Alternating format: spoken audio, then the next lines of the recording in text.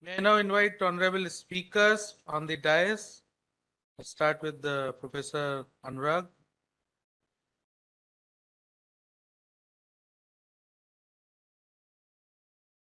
Krishnanji, Professor Abhijit, Murli, and Sri Arun Kumar Mishra ji. Please.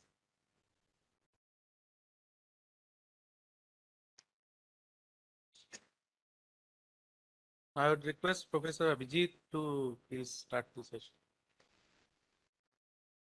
Thank you, everyone.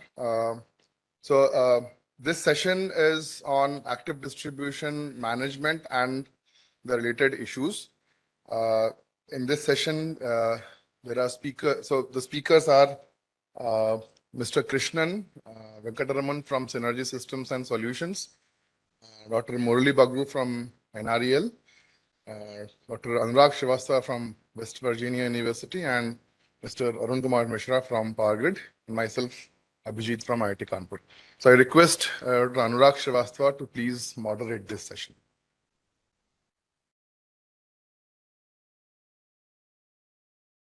Okay, well, hope you had a good tea break. So session 2 is all about managing with increasing DERs and, starting from planning and before operation, what we should be doing. So as Abhijit said that we have 5 speakers, and I think I should change it to our slide.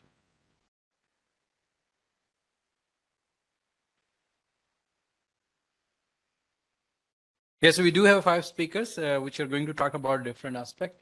So I'll start first, a little bit introduction to the topic and then also some updates on, towards managing the grid with increasing DRs.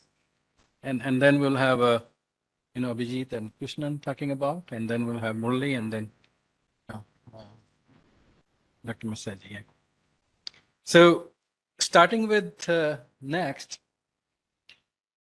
one thing is sure that we do need, things are changing and we need, new approaches to manage the grid, right? So with renewable energy, we do get intermittency. That's one issue. We do need to control the voltage and frequency. And when you talk about management, we are talking about managing the energy flow, managing the voltage, managing the frequency, and a lot of planning need to be done. And at the same time, just before the operation, some pre-operation things need to be done. And then in operation, we'll talk about next session. So, the way I think that visibility into these DERs is so first step required, right, before we manage it. And that's the one main challenge, that these are not visible to the grid operators. These are not visible to, different planners if they don't own the data. So estimation and situational awareness is very important when we think about managing these. And managing is not only DERs and storage, but also microgrid. Even microgrid is not visible what's inside to the distribution grid operators. And this has to be done with limited access to data, right? So aggregation is required sometime, estimation is required. And then the control architecture becomes important, hierarchical or how do we manage and control this? There are multiple architecture possible.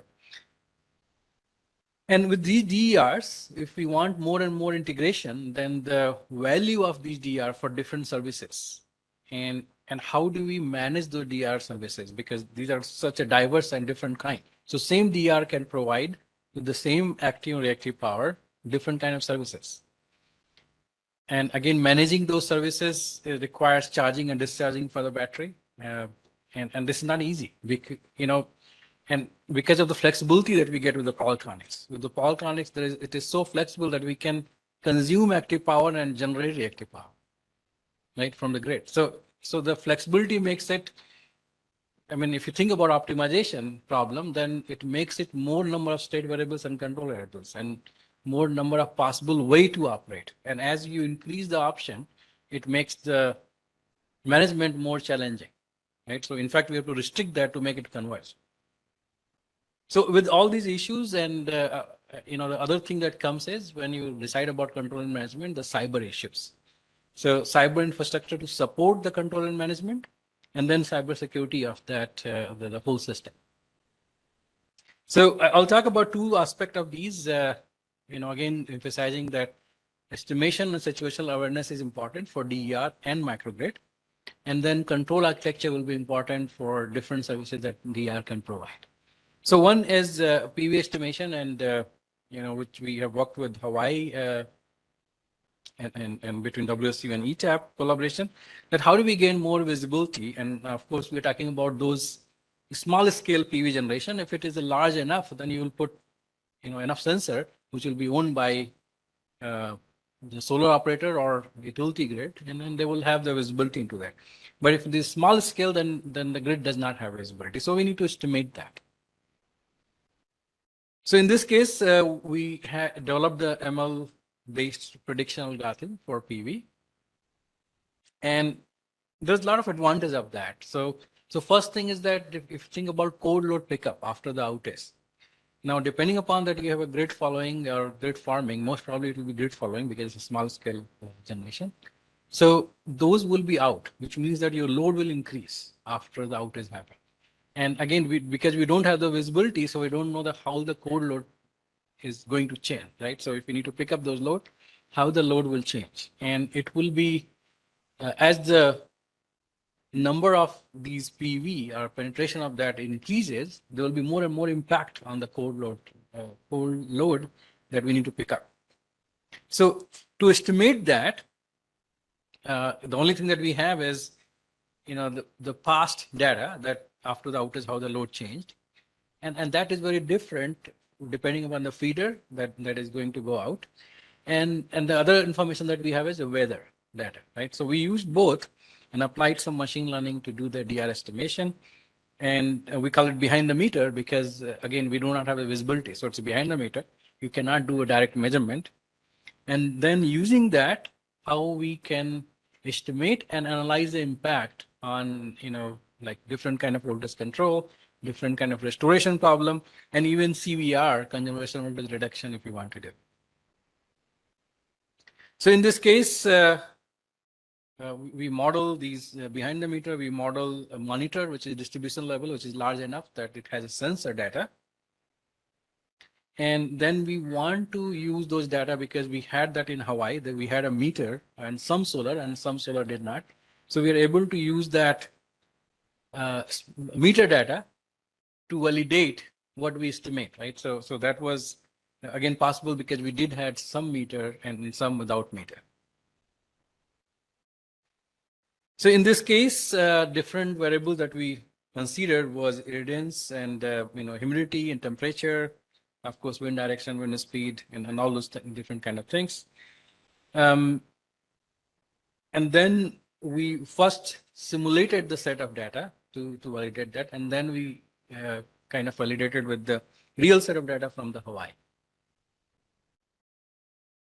So the whole data flow was like this, that we start with the sensor data, and some were coming from, something like PMU. It was not exactly PMU, but it was developed by Hawaii, in the University of Hawaii. And it was installed in two different ways. One was ground, these meters, then the ground camera, and then there was also satellite images that we could use. So we were able to fuse all these three set of data together with the historical data, and then use all this. It's kind of an, estimation is kind of like nowcasting, right? So we're not doing a forecasting, but nowcasting that how much you have. And as soon as the outage happen, I can tell that, your cold load pickup will be this much. And in this whole process, we, the usual thing that we have to get the data, clean it, normalize it, and all has to be done in as soon as possible in real time. And then synchronize it, and then apply this some kind of training, which is happening before that. Once that training is done, then it's directly using that to estimate. Now, all of these things are easy, but sometimes it's difficult if you have partial shading, right? So, but the results, without that partial shading, was very positive. And we are able to get with different kind of model. We applied linear regression, decision tree, random forest, LSTM. And all of these, of course, given different kind of result, but random forest worked, almost as good as deep learning, and of course, it was better than linear regression in case. And then finally, which model you want to use, depends on complexity versus performance that you're looking for. Of course, regression is much more simple, much more explainable, while your deep learning will not be.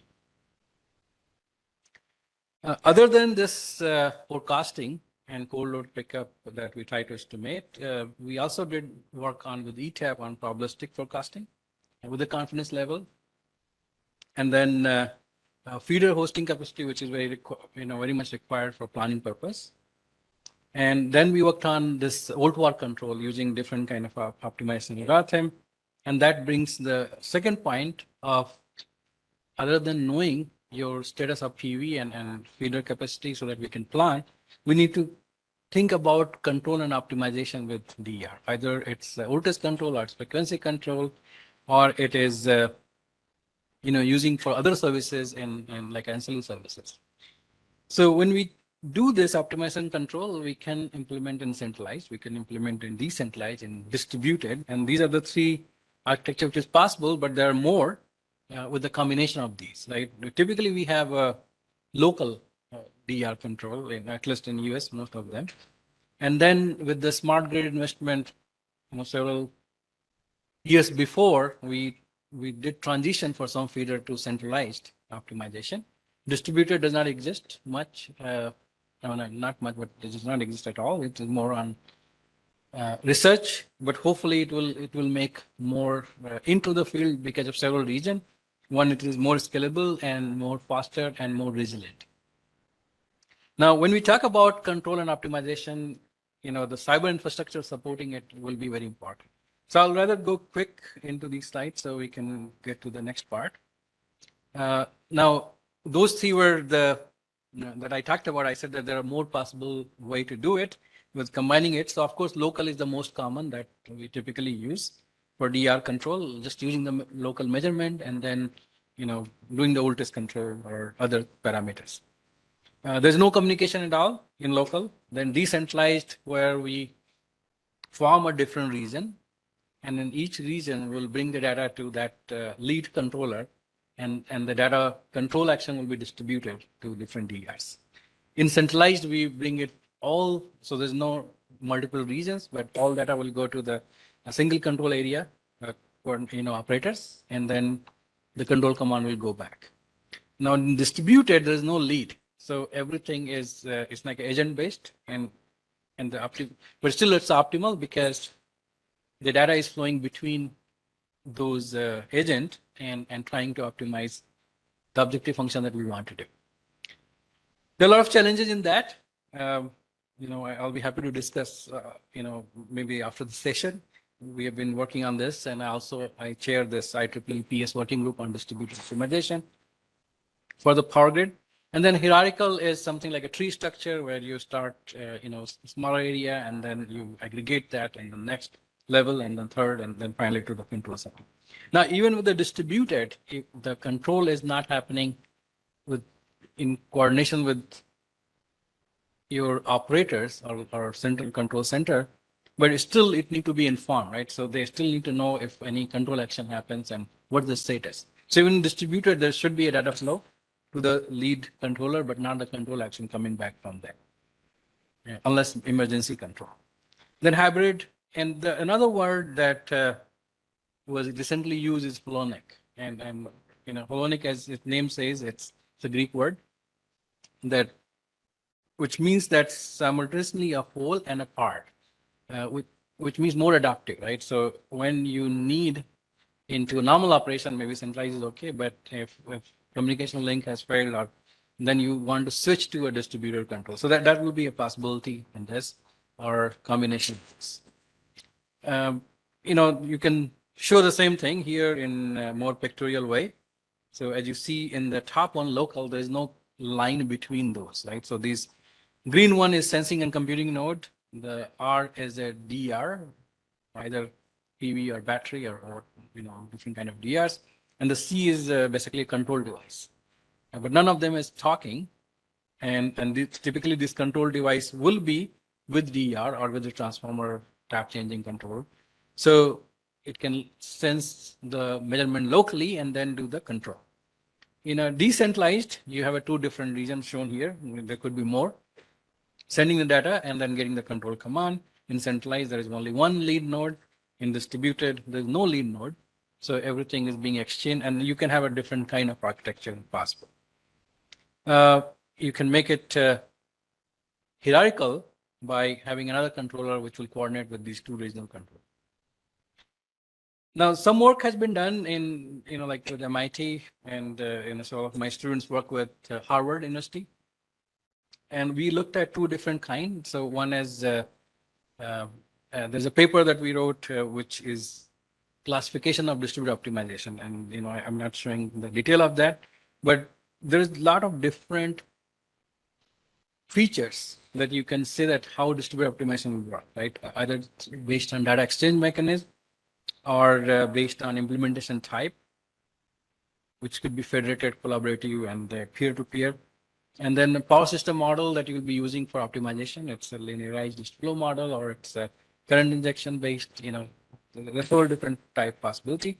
And then communication is synchronous or asynchronous, and application type, what we want to do, right? So in this case, the work we did on both, so there was one dynamic optimization, which means that in each iteration, there is a data flow within the optimization. And the other one is more static optimization, which means you keep iterating till you get the solution and then implement in the control, right? So that was with MIT.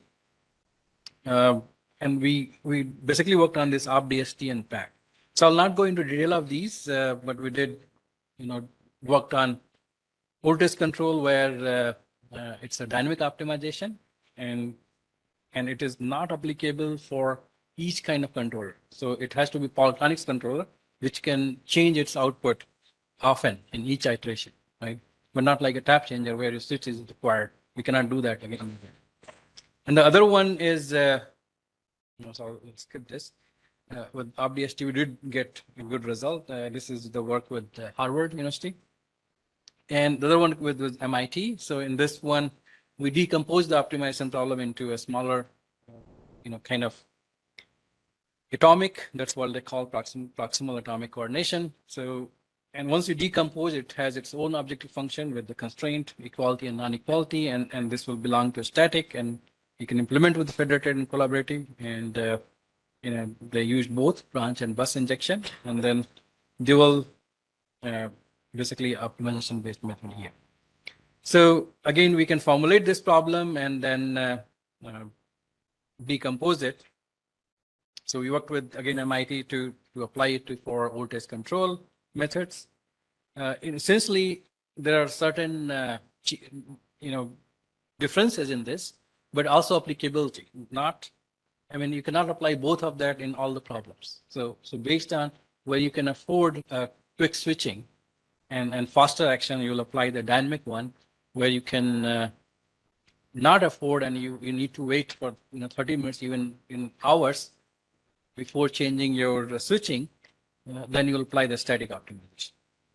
Okay. So just to summarize, of course, our grid is going through a bigger change with DR integration. Management is required, and management requires situational awareness, knowing exactly that what is connected and what it's producing, right? So, and that is possible either through sensor or estimation. And then finally, we need to think about control and optimization, which is possible in several different ways to take different services and how to provide value so that we get more and more DR being integrated. Well, I'll stop here and, we'll go through 3 more. Yeah. So, okay. So start with you. So Krishnan Venkataraman is basically working at Synergy, and he's going to talk about with team tagging with you, right?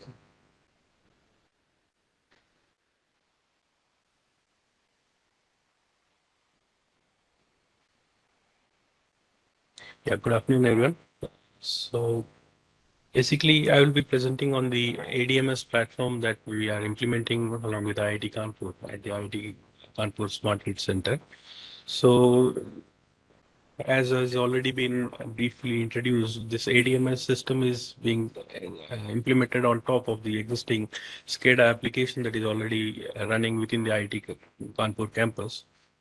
And the idea behind this ADMS is to have the algorithms that we are developing or we have already developed to be deployed on the field pilots or on the campus and observe the behavior in real time or in the practical aspect of it.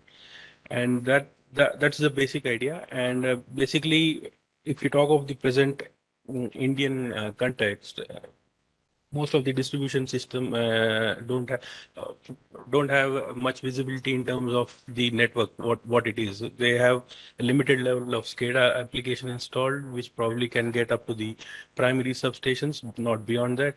Of course, there are recent government initiated projects which are taking it to the next level, like to the field RMUs or to the auto reclosers and all. But that there's a long way to go. So at this moment, a distribution operator has very limited visibility in terms of the power system network, how it is.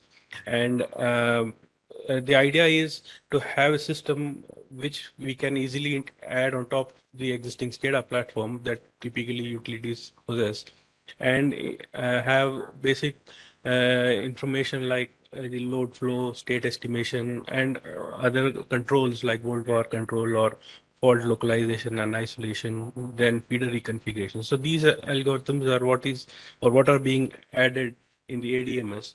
And for some of these algorithms are already implemented and we have tested them. Of course, some field integration aspects are pending, which we are working. So if if we talk of the current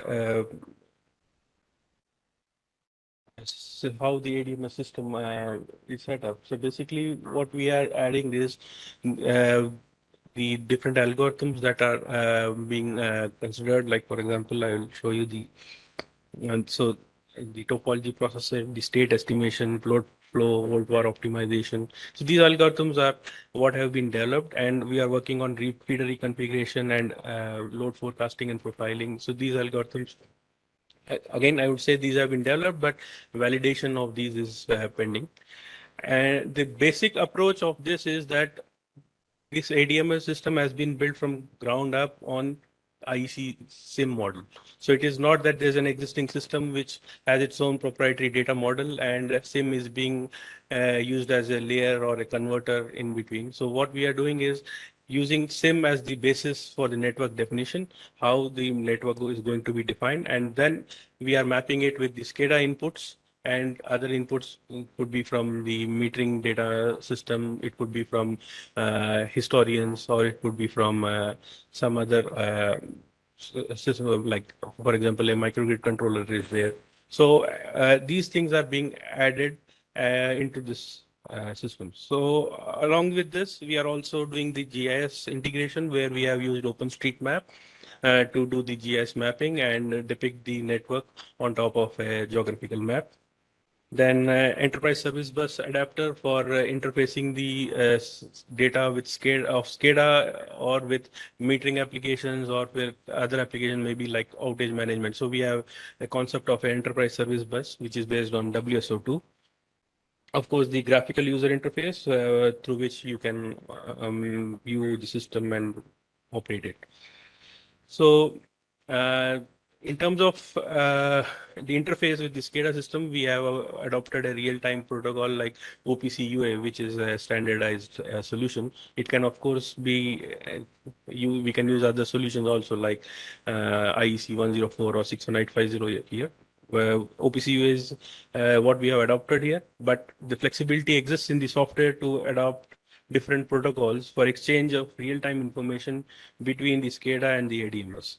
And the idea again here is to utilize open source technologies as much as possible to have this platform set up. And based on those open source technologies, we are adding the specific applications and algorithms that have been shared by IIT Kanpur, and those are what is being implemented in this project. So we have a sim editor through which you can define the complete power network. So the modeling is as per the IC 61970 standard, and it allows you to model the power system resources such as lines, transformers, loads, etc. So this is what acts as the input to the ADMS system. So there is SCADA real-time input, and then there's this static input, which is the ADMS network model. So the system can import IECC models from different sources. So we have a sim editor with which you can create the model, but if there's a model created by some other application which follows sim standards, then that can also be imported into the system. So this is, of course, how the system accepts input, but we also have what, or rather, I'll come to the topology processor first. So in topology processor, the SIM model is converted into a bus branch model, which is typically used in most of the algorithms that we run. So this topology processor evaluates the real-time switch status and all, and converts the node breaker model of the SIM into the bus branch model. And then it also generates an OpenDSS compatible output, which you can use to validate any algorithms that you have developed in OpenDSS, for example, or in MATLAB or any such solutions, which accept OpenDSS as a standard network model input. So the idea is you can validate it outside of the ADMS environment also, and as well as any new algorithm that is implemented, they can be plugged into the ADMS architecture and then validated. So the topology processor does all these processing of the network state and network state in terms of the connectivity. And then we have algorithms like load flow. So we have implemented two algorithms. One is based on the TENGS method and the other is on the ZBus method. So these two load flow algorithms are implemented, which use the SIM model and the topology processor output and the SCADA real-time inputs for this purpose. Then we have state estimation, which is based on the branch current method. Again, it uses the same output from the topology processor that we have, and it generates what not just the state estimation but also the observability of the network area. So if there are islands in the network or areas of the network which are not observable due to lack of measurements or bad measurements, so observability analysis as well as estimation of probable bad data. So both these things are also done as part of it, and we can utilize substituted values or pseudo values based on historical data or based on load flow results to provide the alternate inputs to the model and run the state estimation.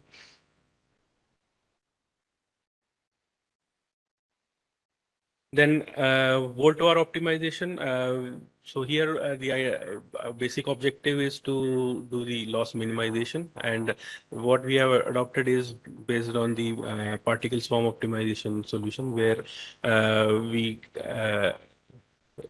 basically start with an initial state and then n number of particles, and we try to find out the what is the optimal solution. Of course, this would not give the global optimal solution, but it will be close to the local minima, and it generates set points. What should be the set points for the capacitor banks? What should be the transformer tap settings?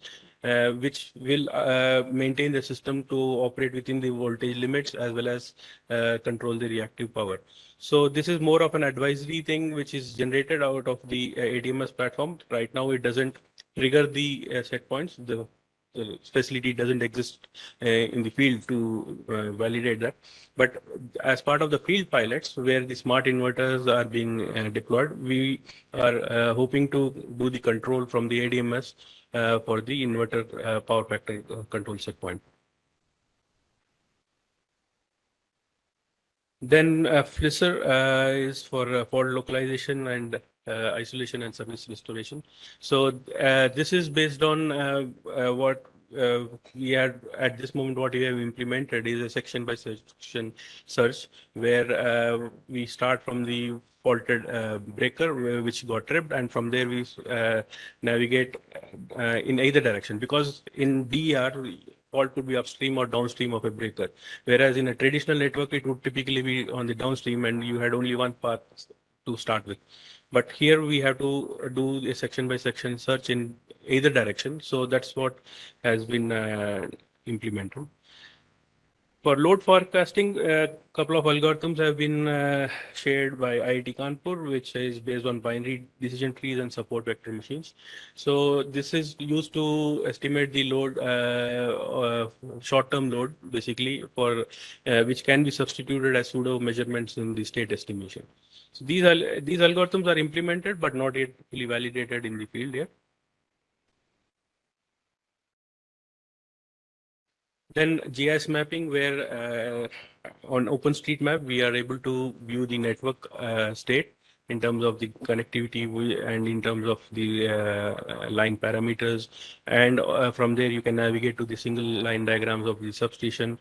So these different layers are available where you can view the topological islands, you can view the network state colored in a colored information, colored form, and you can toggle the different layers. So of course, we have right now a couple of things only to demonstrate in this, but this can be easily extended to even more things as we proceed. Then we have ESB Adapter, which is basically right now being used for ADMS and the metering data management system. So there are smart meters installed, which is getting the data for which is getting collected in a separate system, and the smart meter data is exchanged with MDMS through the ESB, which is based on WSO2. It's an open source ESB platform. And right now, we have created a REST-based API towards the MDM tool, and we whatever data is published by the MDM application, we then pull it into our system, and that goes as input, the load input to the ADMS. And similarly, you also have what is called a RESTful API to access the SIM model. So you can use HTTP query-based approach to query the network model. What is the connectivity? What is the topological islands? So somebody wanting to develop an application independent of this platform, but just wanting to use this SIM model, can have this can use this API to interface with the database and query the real-time information as well as the network information. So this is what has been done, and our current activities are in terms of integrating the field pilots, which Siemens has deployed at the site. So integrating with the microgrid controllers, with the battery and inverter that have been installed at the pilots within the campus. So work on this is going on, and hopefully early next year we should be able to have this functional. So that is it from the DMS side. Thank you. Thank you, Mr. Krishnan from Synergy for presentation. The remaining slides I'll take over. So before I start, my intent would be to give out the challenges that we have faced, or the challenges that exist in the current existing distribution networks in terms of what reforms are possible and what needs to be done. So I'll not go into very much details of what we have done. I'll just try to give you a brief glimpse of the activities that have been done. So as already has been discussed by Professor Anurag Srivastava in the first session, that typical DSO functions, the work that has been done as part of this project is under the theme 6 domain, in which there have been 9 subtasks. So the idea behind this particular theme was to see how a DSO can come up, how the DSO can evolve in terms of improved forecasting and monitoring of the different resources, the loads and the DERs. And why is forecasting or monitoring so important in the loads or DERs perspective? Anurag has already discussed in his first presentation, that it's all about flexibility. The distribution network is no more a passive network. It has become active. So in order to properly utilize its resources, in-depth flexibility, in-depth monitoring is necessary, so that as operator, one can envisage what is the flexibility option in terms of the utilization. So how would the DSO be able to do that in terms of optimal operation and control of the network, coordination with the TSO and other nearby DSOs, and also maintaining the different resources that are there in the network for improved economy, security, reliability, and all those good aspects that a network should have. So typical distribution management functions that more or less across the globe that do exist are the ones which are shown here, ranging from state estimation to connectivity analysis, which is part of topology processor, load flow analysis, typical volt-war control, load shedding and restoration, fault location isolation, service restoration, and lastly, forecasting.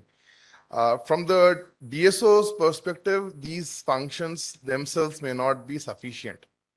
So with the evolution of the network, what is anticipated is that in addition to these functions, to assist the distribution system operator, which I mean, across the globe, there have been different notions of DSOs. So in India, we still have to see how would the DSOs evolve given their geographical diversity and the interest behind the different utilities.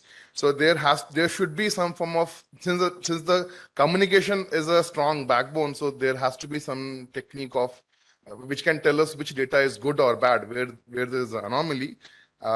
Then comes the security. So security again can be in two different notions. One is the conventional power system security, and the other one is the cyber physical security in terms of the attacks. Unbalance is a typical issue which is there in the distribution network. So in order to ensure proper operation, unbalance needs to be minimized to the extent possible. Reliability assessment and improvement is again an important aspect. And lastly, behind the meter segregation of the load or the source. So I'll try to discuss a few of these aspects given the time constraint that I have. I'm sure other sessions, which would be there, session 3, 4, they would talk details of the operational and the reliability aspect. So to start with, what is forecasting? What is the intent behind any, I mean, why should forecasting be done or why should it be understood? The idea is very simple, to have prediction capability. Given the way the system or the data has been generated or being obtained, what is the future value of this particular data?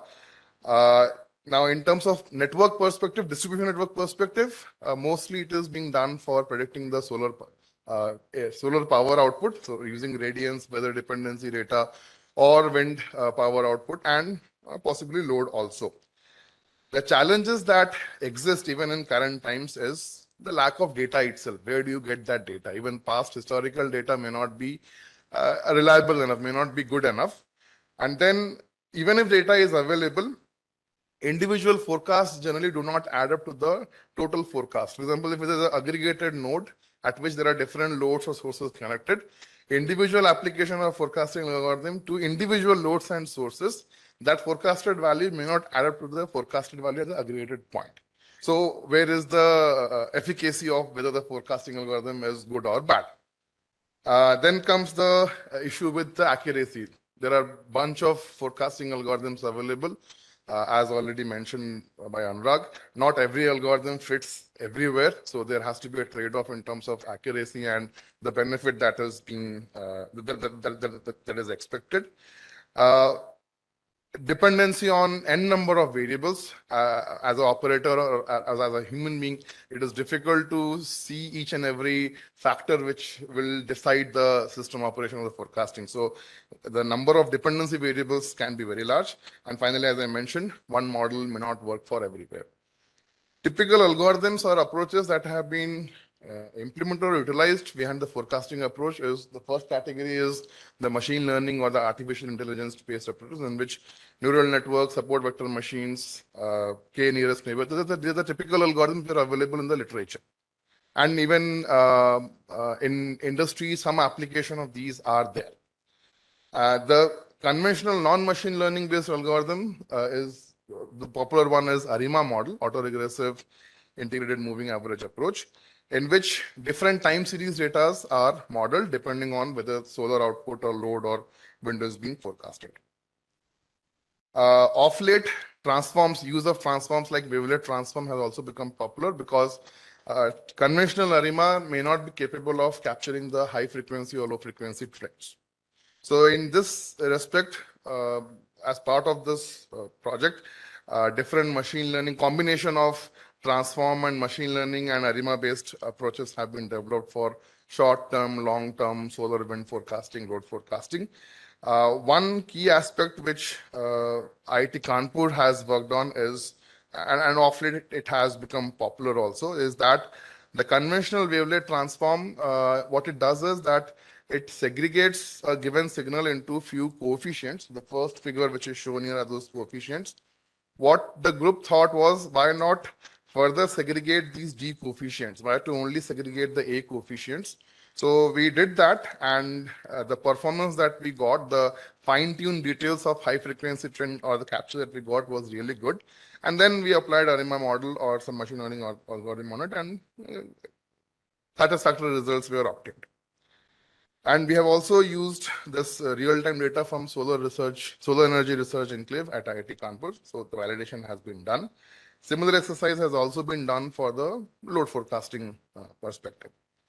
In terms of behind the meter load profiling, or what I also call as non-intrusive load monitoring, that is also applicable to load and source combination at a aggregated point. So some work Anurag has already shown from the US side. So it's good that, I mean, from India side also, we are also thinking on similar lines. So the block diagram which is shown here essentially has similar facets. So you gather some data, you do some transformation, some filtering, capture certain specific attributes or features which can be useful for the behind the meter profiling or forecasting perspective, and lastly use some machine learning algorithm. So from the India side, what we differ, as I gather from Anurag's presentation, is the way the machine learning algorithm has been tuned. So machine learning algorithms, yes, there are again by lot of algorithms available. Which one to be used at which point of time is difficult. So what we thought was, why not keep it open? Why not keep the option open that any algorithm may come in for the machine learning decision to be made? And that is where we have made use of the first of a kind variational mode decomposition, which when used with Bayesian algorithm can help decide which algorithm to be used and what parameters it should take. So, so far we have tested it on publicly available data set. We have yet to test it on the real data. So Played and Whited, they are already publicly available data sets, 2005 to 2008, those two data sets are available. Next aspect is the inertia impact of large integration of renewables. I mean, how is it going to affect the system inertia? So what is system inertia basically? It is invisible facet or aspect which helps maintain the system stability. So typical, mathematical equation which can help explain the inertia aspect is this typical second order equation where the first term MEF indicates the effective system inertia. Delta omega B is the change or perturbation in the system frequency, or if it were to be seen from the single machine perspective, then the change in the rotor angle. DEF is the effective damping torque or damping coefficient, and KSYS is the effective synchronizing torque. Now, the issue with a lot of large integration of solar PV based or battery energy storage based devices is that these devices are mostly inertialess bodies. So effectively, when large penetration or large generation capacity is ramped up, the adequate amount of system inertia is not being pushed through. So effectively, the system inertia is getting reduced and becoming heavily time variant. So the challenges are that system, if inertia is getting affected or getting reduced, effectively damping torque and synchronizing torque are also getting perturbed, which can be improved using proper control action of the inverter-based resources. So in this respect, the team has worked on various, again, machine learning and non-machine learner based. So the first category is a completely mathematical based approach of how system inertia can be estimated first of all, and then what enhancement techniques can be done. And the second aspect is utilizing some DC capacitor based energy for system inertia improvement. Moving on to system reconfiguration, what exactly it is? It's basically playing around with the topology of the distribution network so that system losses can they be minimized, system voltage profile can be maintained, unbalances in terms of loads can they be managed, can they be made balanced. In terms of any persistent fault, can service restoration be done in terms of maintaining the supply to the loads? And finally, reliability maximization without additional cost investment. Of late, since DRs are day by day, the penetration is increasing. So it is necessary not to just do the conventional system reconfiguration or network reconfiguration in an isolated fashion. DR penetration has made the system bidirectional. So bidirectional aspect also needs to be considered when network reconfiguration, system reconfiguration is being done. So the questions are, from the Indian perspective, typically how often network reconfiguration is typically done in distribution network. It's a very infrequent exercise. With bidirectional features coming in, maybe it is time to take a decision on what can be the benefits and what can be the timeline of implementation of these network reconfiguration exercises. And lastly, simply considering network reconfiguration as an isolated exercise may not serve the purpose. Inverter capacities, volt war control devices coordination also needs to be considered because system profile also gets affected through these exercises. So coordinated impact has to be there. State estimation, as already discussed by Krishnanji, it's the core driver for all ADMS functions. Basically, it provides the system states without which operator is completely blind of what is happening in the network. So it provides all real-time system states. States are bus voltage magnitudes and phase angles with respect to a reference. And state estimation inherently also has this topology processor exercise, which gives the status of the topology, which lines are on, which lines are off. In terms of application distribution network, certain challenges they have already been there from the research perspective. Difficulty is that distribution network, even in current times, doesn't have sufficient number of measurements to get those states. Compared to transmission network, distribution lines are typically of high R by X ratio with lot of untransposition.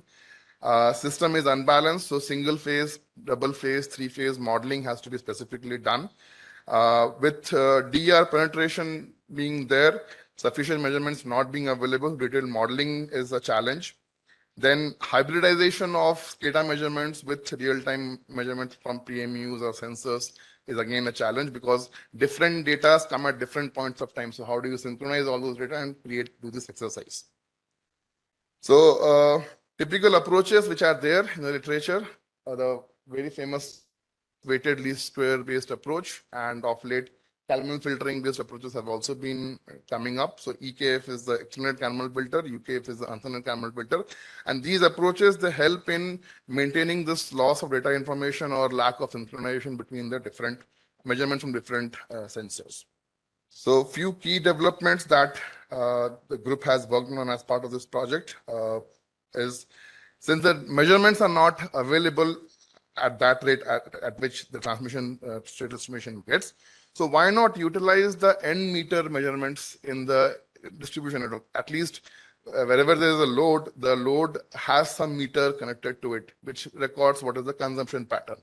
Why not utilize that data to do the state estimation exercise and possibly also utilize that data to figure out the system topology, which line is on, which line is off. So in that respect, we have developed a weighted Laplacian based approach, which again uses EKF application to figure out what is the system topology using the N meters only. Some work has also been done from the perspective of short-term forecasting application for network reconfiguration with unbalanced distribution systems. Conservation voltage reduction effect on network reconfiguration has also been tested. So what is conservation voltage reduction? It is essentially minimization of active power consumption, apparent power consumption, utilizing the voltage dependent loads.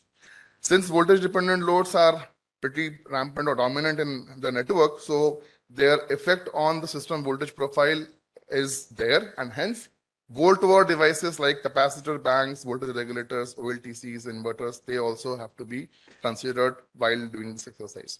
So what we saw was that network reconfiguration, it effectively changes the R by X ratio from the system perspective as seen by the loads, and hence it has a very strong interaction or connection with the CVR's performance. We have tested it on ITB 13 and 34 node system, and we have got satisfactory results in that perspective. Moving on to volt-over optimization, it is essentially figuring out the voltage settings of the OLTCs, voltage regulators, capacitor banks, and also inverters connected to the sources to minimize the system loss and ensure economic benefits. Inverter capabilities, they can also be used to reduce the burden on the conventional devices, and hence the issues are that volt-over optimization cannot be a standalone exercise on its own. It needs to coordinate with the demand response or the demand side management aspect, because effectively loads are getting affected, and it also needs to coordinate with the unbalanced minimization exercise. So the issue is that the system has got different types of resources whose operational time or activation time is different, and hence if you were to do a coordinated study, how would you manage the timeline of action so that proper benefits are maintained, under or overutilization is avoided. So in that sense, we have worked on a multi-objective based framework, which Krishnanji was mentioning about during his slide discussion. That we have worked on 3 objectives. The first one is load balancing index, LSI, which basically maintains the loads across the 3 phases, trying to minimize the imbalances. Second objective is the typical system active power loss.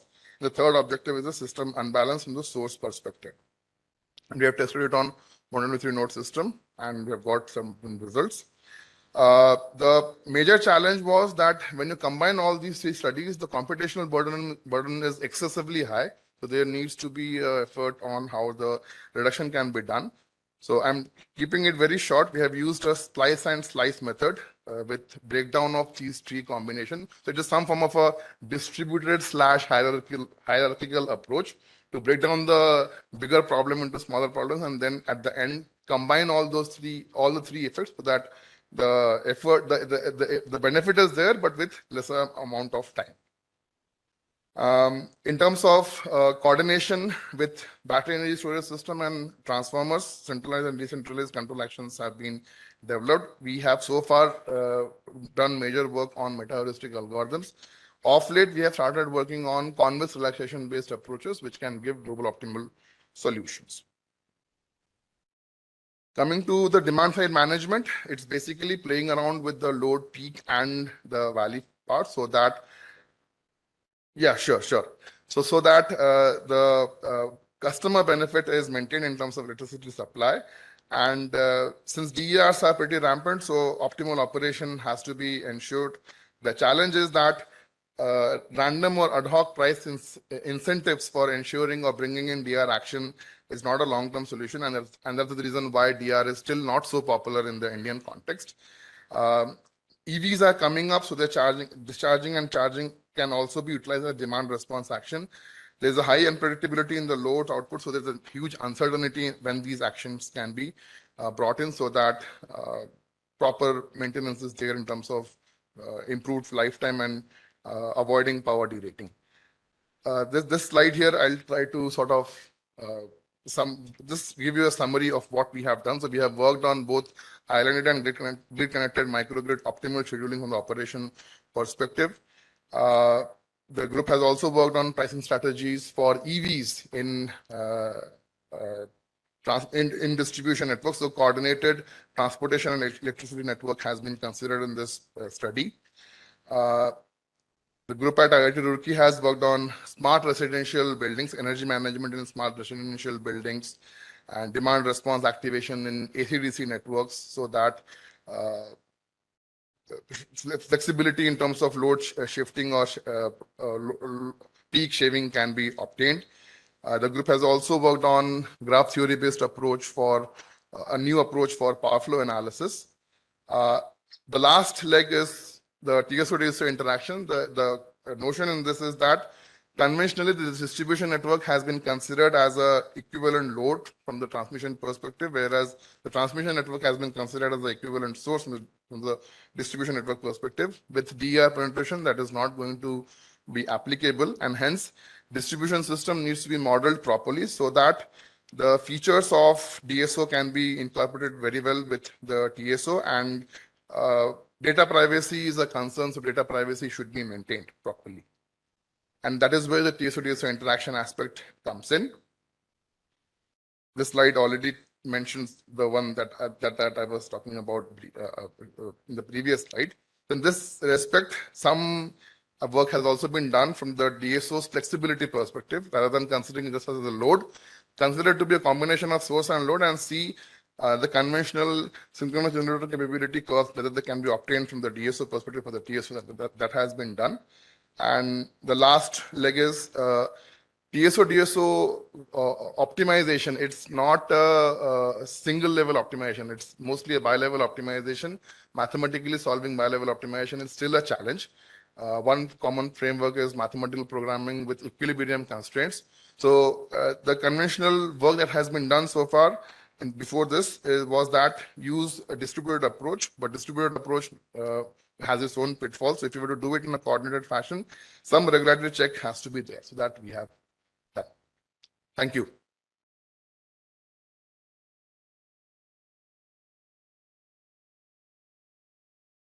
Okay, well, thanks, Abhijit. And so next we have Murali Bagu from NREL, and he's a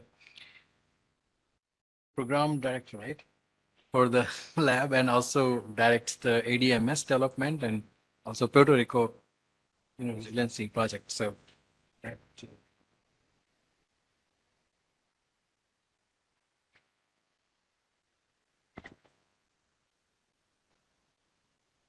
Thank you very much, Anurag, for the introduction, and thank you for the UASS team to giving me an opportunity to talk about some of the work that I did in the ADMS testbed efforts at NREL.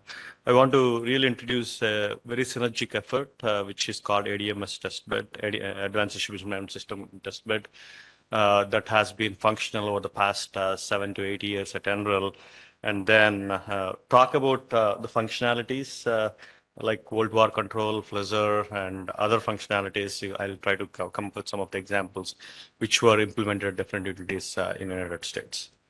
So quick motivation, I think Department of Energy saw the need to accelerate deployment of ADMS back around in 2015, 16 time frame. And then the real thought there was, most of the vendor specific algorithms are more closed, proprietary, and more vendor specific. You're just getting one single vendor giving you all the solutions, which might not fit for a specific utility. So they kind of said, how can we make them more open architecture, standard based with better data exchanges between different legacy platforms. So those are the drivers for some of these programs, and they had like 4 main developments that started. The first one is platform, led out of Pacific Northwest National Laboratory, where they developed an open source platform to actually develop and evaluate distribution system or management system functions, which is famously known as Grid Apps D, which I'm guessing many of the researchers might heard here. The second one, which I'll be more focusing on, is looking at building a vendor agnostic testbed to evaluate these systems in a realistic environment, going beyond simulations, but again, not paying the bill of doing pilots. How can we really do it in lab so that you can get the right characteristics of the system and have the right equipment connected to different applications? The third one is development of applications. I think Lawrence Berkeley led the charge on this. To look at how can we take the state of art to the next level to see what in the next generation applications should look like. And also with a tinge on what we call the distributed control that Andra kind of mentioned about, looking at how can we make it more distributed in fashion, more autonomous in fashion in terms of looking at future control and optimization solutions. With that, I'll just focus on the testbed as I mentioned, right?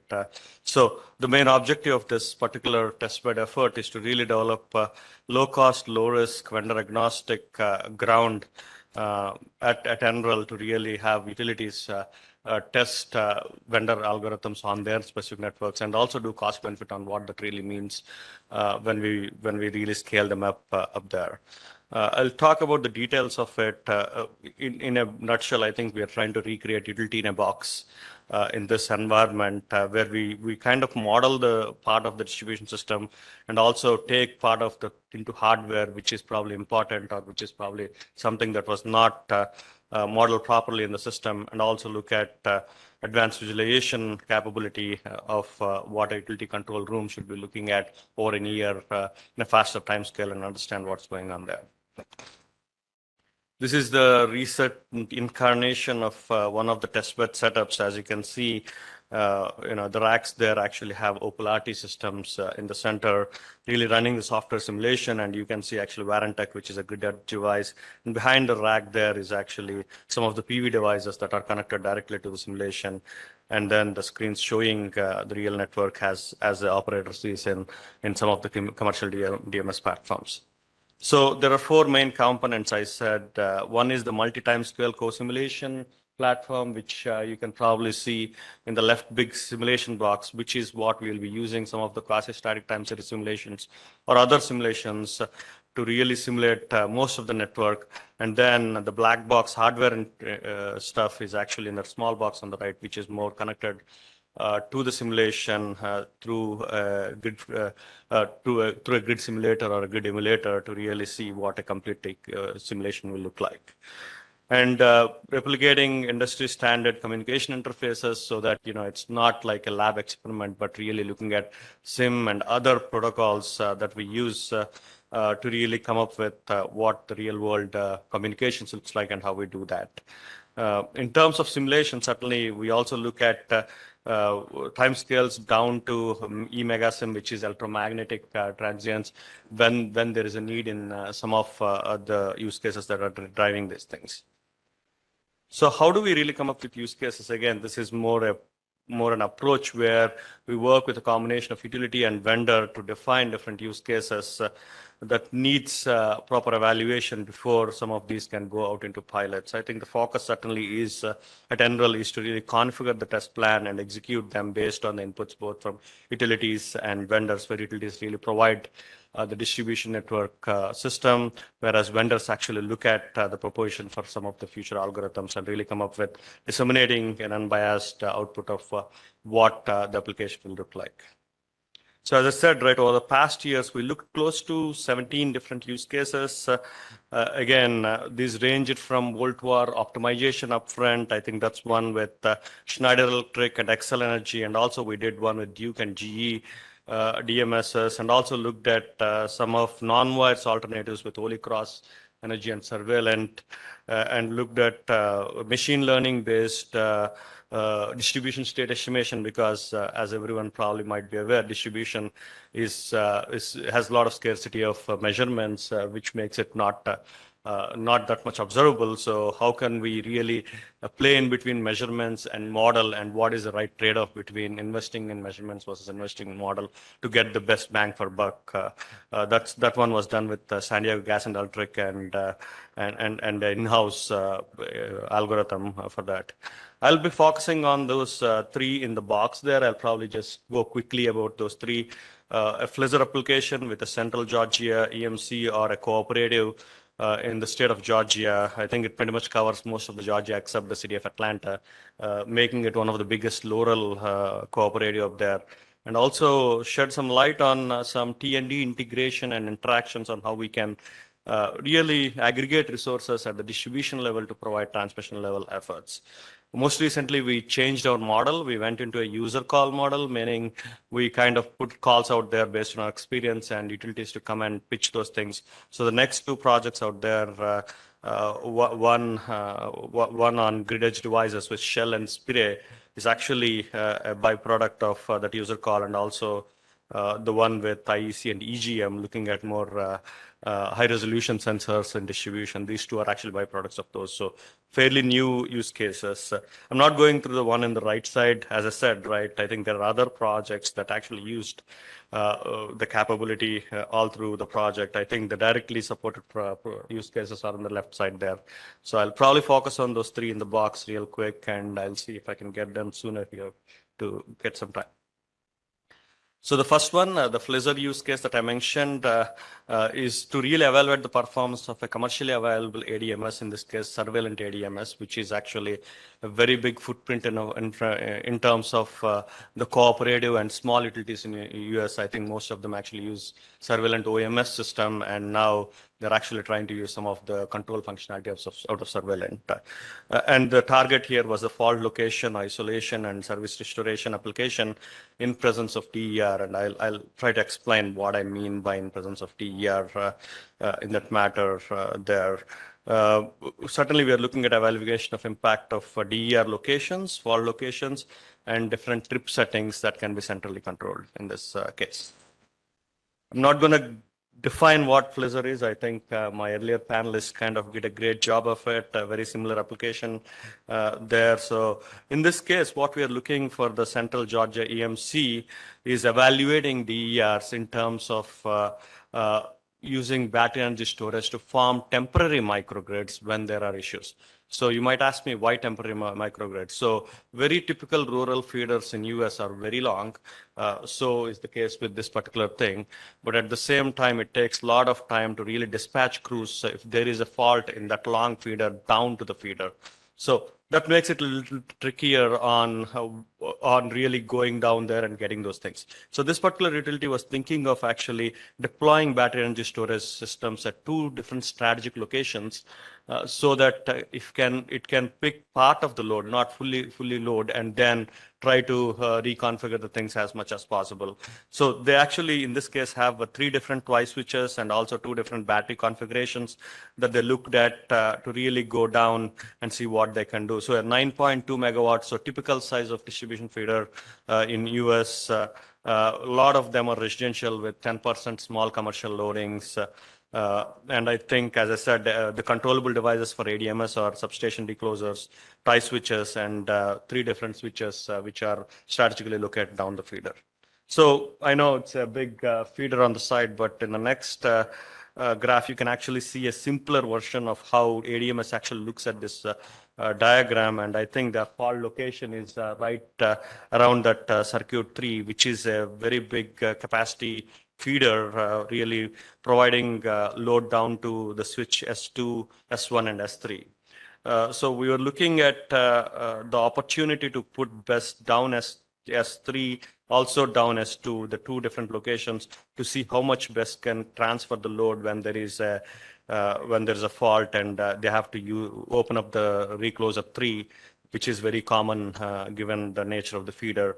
They can pick part of the load by circuit 2, but I think it doesn't really serve the complete load. So there is actually 30% of the load that doesn't get served, and they are trying to see that is, I think the 30% is close to 2 megawatt here. So they're trying to see if we can deploy 1 megawatt storage down there to pick it on a temporary basis.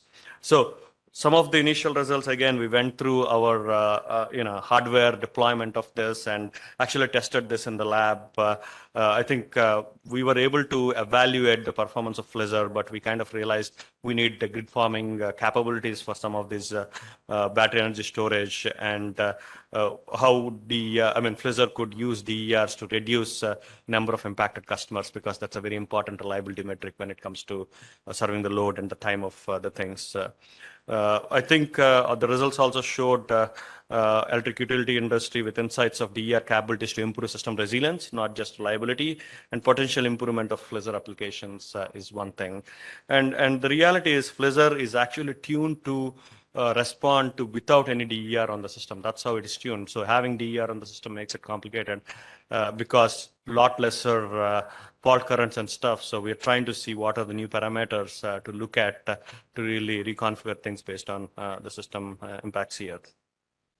We are, in the future work, we are looking at evaluating the Flizzr algorithms on a very fully loaded condition, because that's one thing which we want to understand, and then implement it for a cloudy conditions, which makes it a little trickier there. And also I will evaluate the impact of restoration portion of Flizzr due to the hidden load. I mean, the reason why we say hidden load is, even though it's rural, there's a lot of rooftop solar. As I said, 90% of this is residential, and there's no visibility whatsoever for the utility to see how much solar is on that. So that's what we are trying to tune our algorithms to really react to and make sure they can be intact during the disturbances.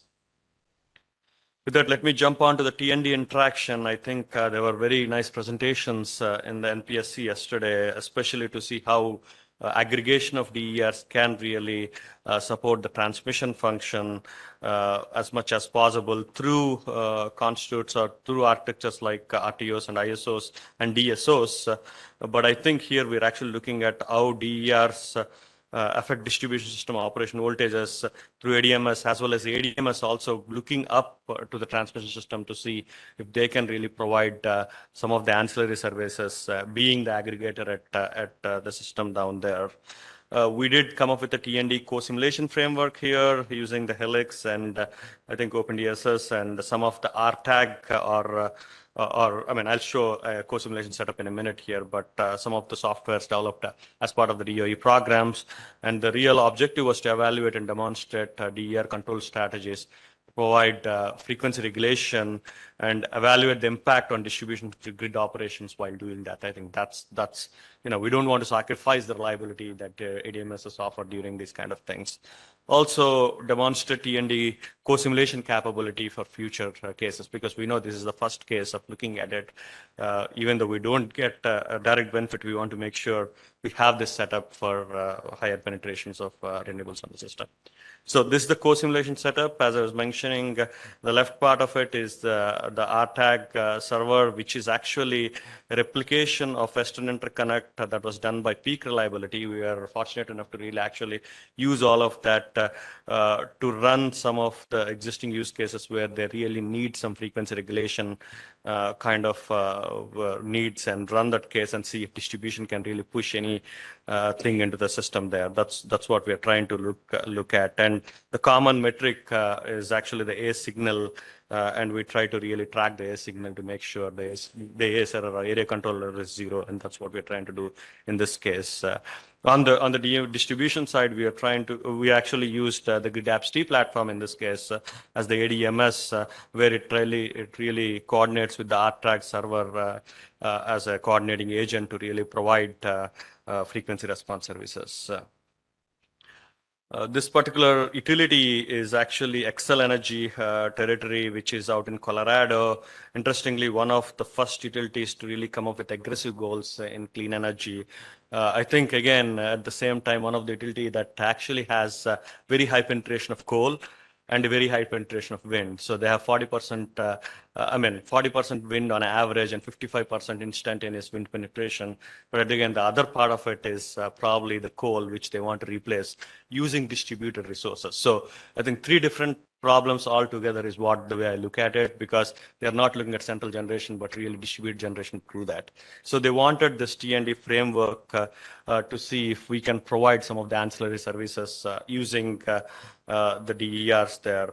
I mean, in this particular simulation, when we did that, I mean, the impact on the transmission from distribution is minimal, because the amount of penetration of DERs in the system is very minimal. But we are looking at future use cases to say what should be the bare minimum distribution contribution to really make impact on the frequency and other things. And that's one thing which we're trying to understand in this going forward in this particular use case.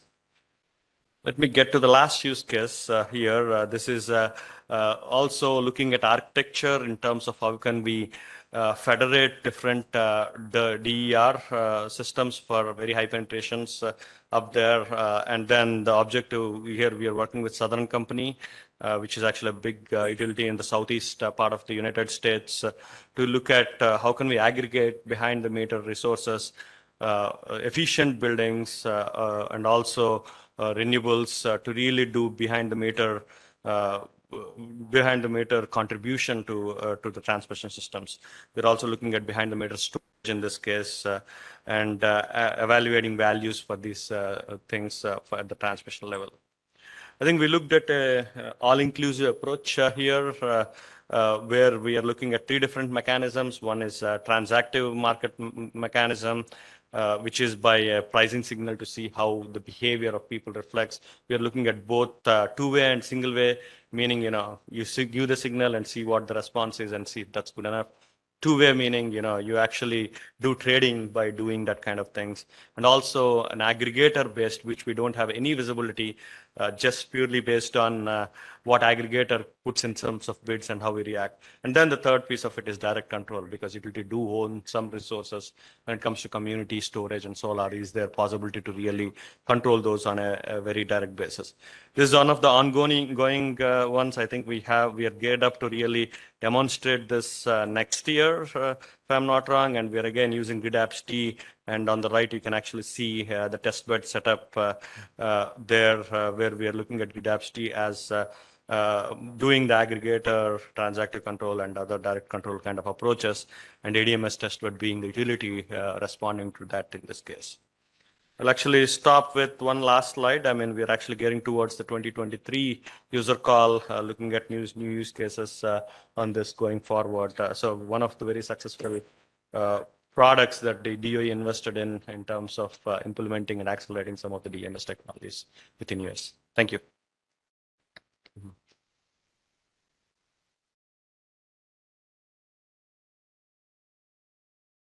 Okay, well, thank you, Murali. So next presenter is going to be Mr. Arun Kumar Mishra. He's the Executive Director of Grid Automation, IT, and ERP at the Power Grid. And in past, he served as CEO of ESL. So, okay.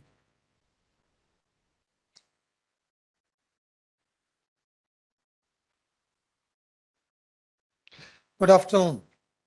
So I don't really have a presentation, so strictly speaking, not a presenter. I'll be standing between you and your lunch. So it better be interesting, whatever I discuss. Having said that, so distribution system operator or distribution system operations, we are trying to be in the territory of unknown. We're trying to know what we actually do not know. Having underlined that we do not know, I congratulate the community as well as IIT Kanpur that they have actually had the courage to go ahead and put that system to know. And I'm eagerly waiting for feedbacks from those systems to know that how far the tools, the theoretical probability, and for that matter forecasting we are doing, that this could be the path, and these actually translate into what we would like to do or what we can actually intervene. Till then, I'll share some of my thoughts in terms of, say, when we are designing and deliberating, creating a set of people who will influence that future, we have to be conscious of burden of path dependency. So we have a solution, or we know these problems get solved from A, B, or C, and we try to solve in those paths. Good. That's where experience counts in. That's what experience is all about.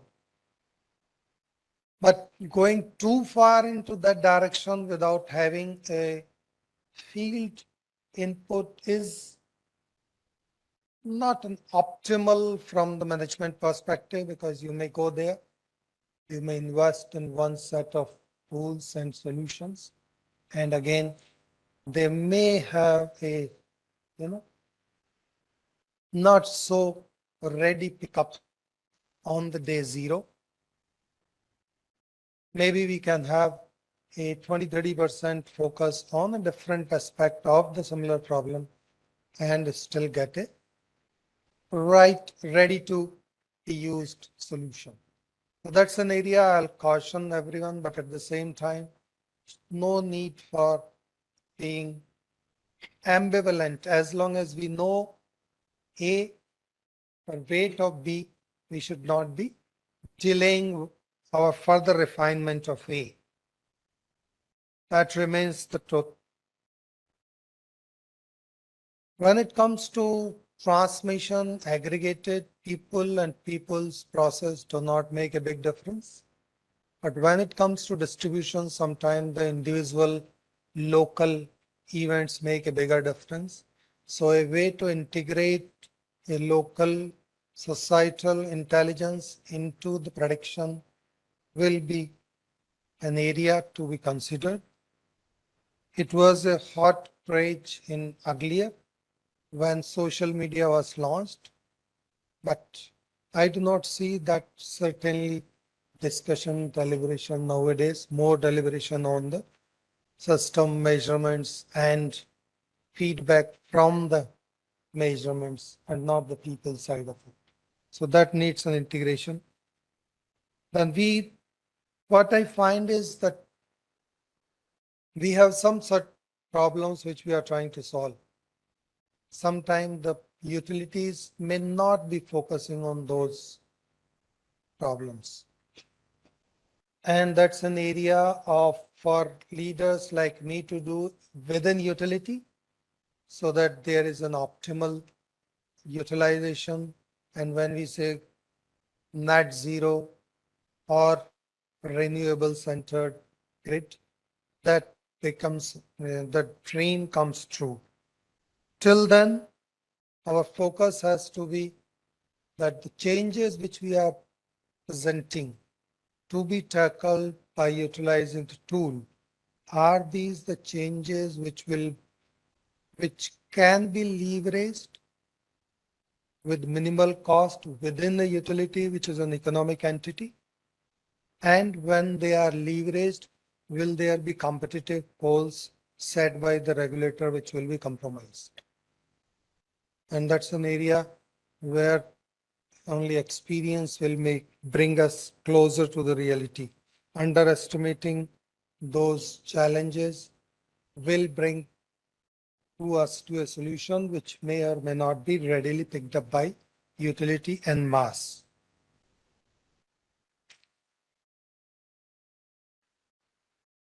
I do continue to hold a view that when it comes to distribution, as every feeder and every locality will have its own nuances in terms of weight to be assigned to a kind of an experience and a measurement. And that's an area where we as a community will have to go a long haul. I'll only relate one experience that in case of cybersecurity, password is where we started big. That yes, every device should have a password. There should be a login password. And before we actually realized, we lost the case because the ease of doing business by the people landed us into the passwords are there, but they are default password deployed by the system deployer, not attended, changed dynamically by the system user. And then we enforced a rule that it has to be changed every quarter. Good. But soon people were struggling with the fact that they can't keep track of the passwords. They change so often. So they start with keeping a diary. So you got one more way of losing a password. So how we design our system, the human interactions, those things will continue to baffle us. So when it comes to a distribution system, every community, every feeder can be very unique, and we have to be as active a utility as an active element of active distribution system. And that's an area where I find the challenges within utility side will exist. So that's a real challenge. That's one challenge around theory versus practice. How, and of course, we We have seen in our days of smart grid deployment at Mysore, where optimization, load balancing was a tool given. But when I was there at the conclusion of 1 year successful operation, the field team comes back to tell me that how often I change, how often I do a load balancing. Ultimately, I do save some money in terms of losses, but I do get a flake in terms of it adds to the customer interruption because my system is not tuned for a quick reconnection. Every connection, even face to face, unless there is infrastructure within the consumer side or infrastructure or distribution sector, dynamic one, there will be a disconnection, there will be a reconnection, there is an interruption, and there are attendant people challenges. Having described those experiences, it is not my case that we should not be measuring or doing or expanding the envelope. I'll close with one experience, that is smart meter at a transformer, and a learning around that was shared as an experience by Secure during his Metering India conference. And what they are telling is a simple analysis of meter data along with the behavior by the system operations people as well as the maintenance people who are tuned. That has resulted into a 4 times from 140 minutes to 20 minutes kind of a situation for fault duration. How it comes around, that you come to know what time of the day, what kind of type of call, and what kind of interruption duration or that is going, they can segregate, and the other intervention which they realized, communicated, and as a utility we have to evaluate is the tools and insights are there, but a preparedness on infrastructure side, a simple preparedness of tagging, a simple preparedness of say what was described by BSES Yamuna, that they have a discipline within their team regarding tools, tackles being tagged and where they are locating that people around them. That brought down 50% of the unpredictability on attending the fault and giving the results. So some of the those are the kind of interventions which utilities will have to continue to do for doing justice to the cutting edge research which is otherwise taking place, and ICT tools are likely to enable for a truly distributed and carbon neutral, or for that matter minimal carbon grid systems. And distribution system operations could be different from the traditional power system operation in terms of it's not the people who are looking at the real-time data and doing the work in the control room, but also the historical, the people who are configuring, the people who are influencing the attending, and a social as well as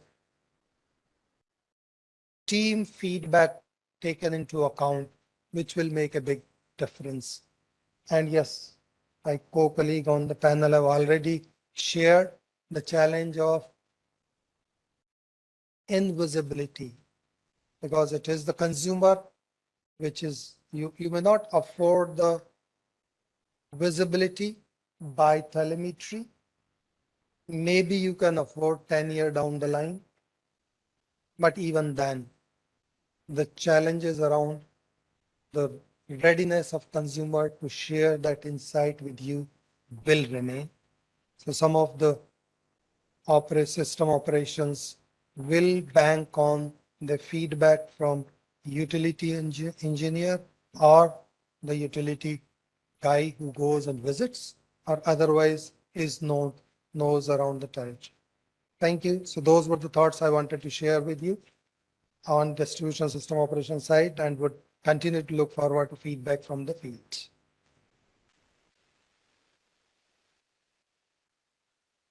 Thank you. Well, we are running late, but I think we should be able to take at least one question or two questions. Any questions for the panel? Yeah.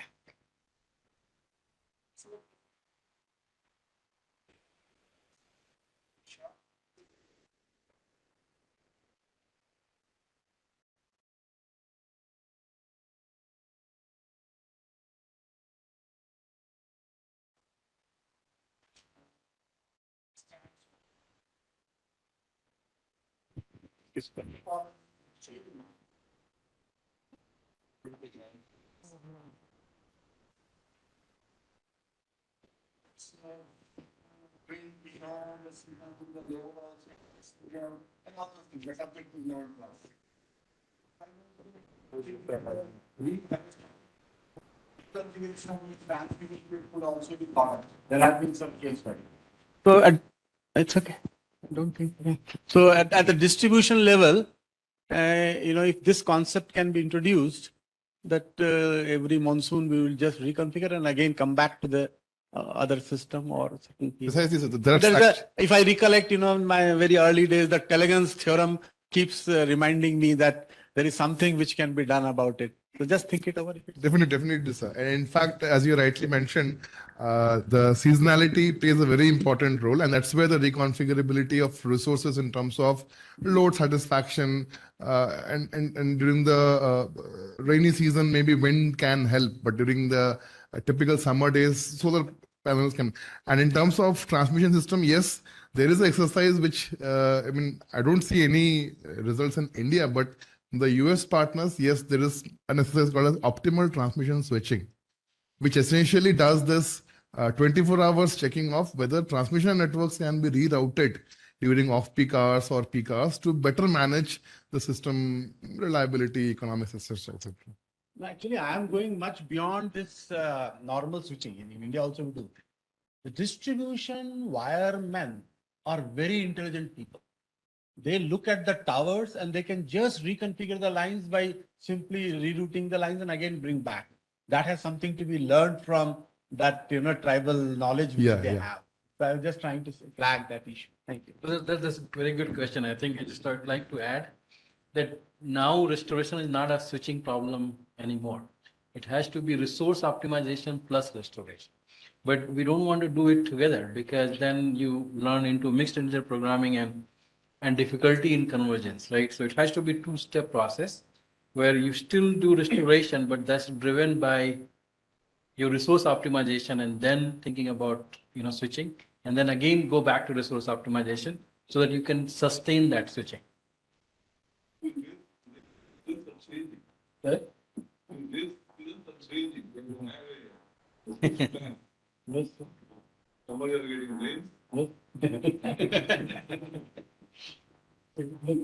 Okay, any other last question?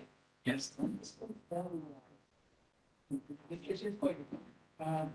mentioned about centralized, decentralized, distributed. Any specific recommendation? Can solution of the entire set of controls, which should look centralized fashion. That is, the centralized one is the best fitted solution for the same, and for some others, distributed way of doing the things or decentralized way of doing the things is better. So long as the functionalities in our system operation is concerned. Is there any recommendation, study, guideline available? Yeah, I don't recall any study which summarizes all of these together, at least in US side. But in generalized way, that what is the advantage and disadvantage, there are reports from IEEE also. But again, for specific studies, and which one application should be matching with that, I think that detail is not there. I want to add, when you want to have quick response, you have to go for distributed one because it is a localized phenomena, say fault. So you have to process the data at local level. But when you want to see the picture globally, you have to process the data at upper level. So when you want to process information after any event, or if you want to forecast or want to do some analysis, it has to be centralized because you have to see the bigger picture. But action has to be local. So like we can take the example of our human body. Our nervous system actually respond quickly when we compare with the brain.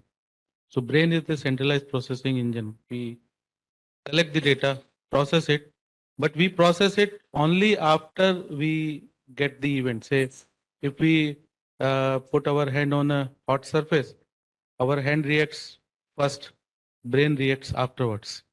So this is how we have to develop our centralized and decentralized processing also. Yeah.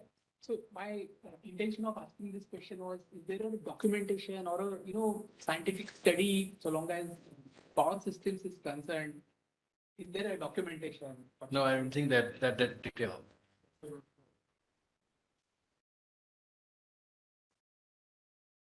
It's hard to generalize anything to that.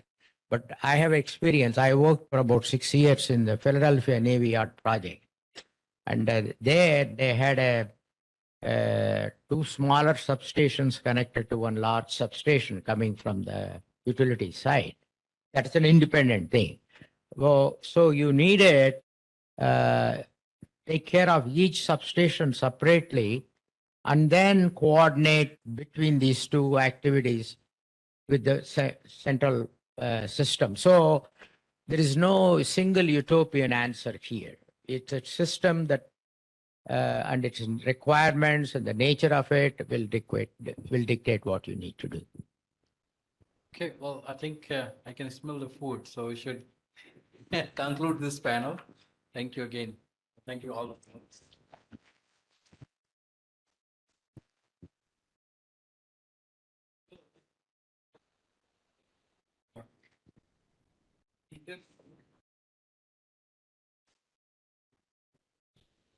Yes, sir. Yeah.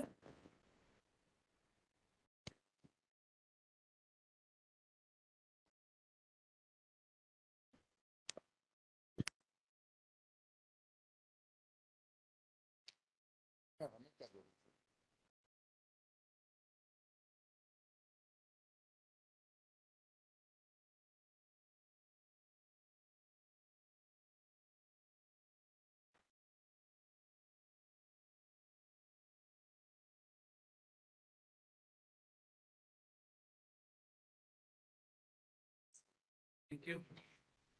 So